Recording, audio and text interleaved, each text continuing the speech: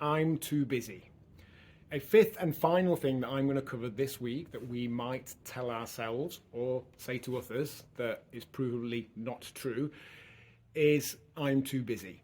Usually said with regards to explaining why we haven't exercised or made some better food choices. And I get it. I get that as a society, we've never been so busy. We've never had so many demands on our time and energy and attention. I get that we feel constantly hassled, that we're always available, particularly through our mobile phones, through social media.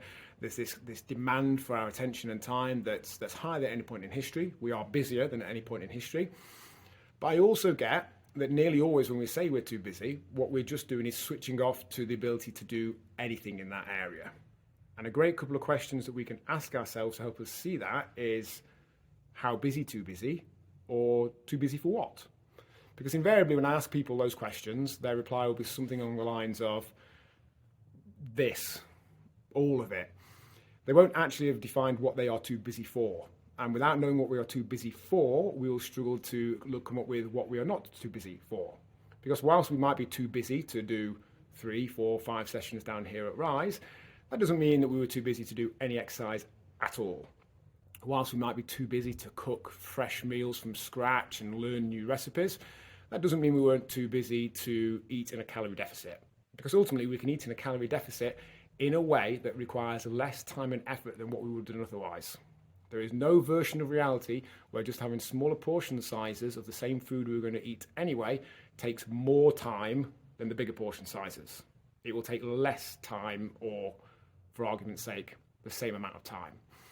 There is no version of reality where just making a few different decisions about what we eat takes any more time. We can choose something else that takes the same amount of time, same amount of mental energy, same amount of prep time, same cost, it's the same convenience, that contributes less calories for a net use of 0 additional time. So again, I get that we're too busy for this theoretically perfect version, but as I always say, that knowingly suboptimal but done version will always beat that theoretically better but not done version.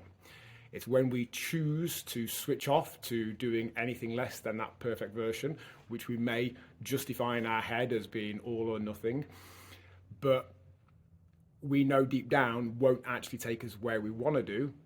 That's where we don't get results. So I get that you're too busy for some stuff. We're never too busy just to eat less of what we're going to eat anyway.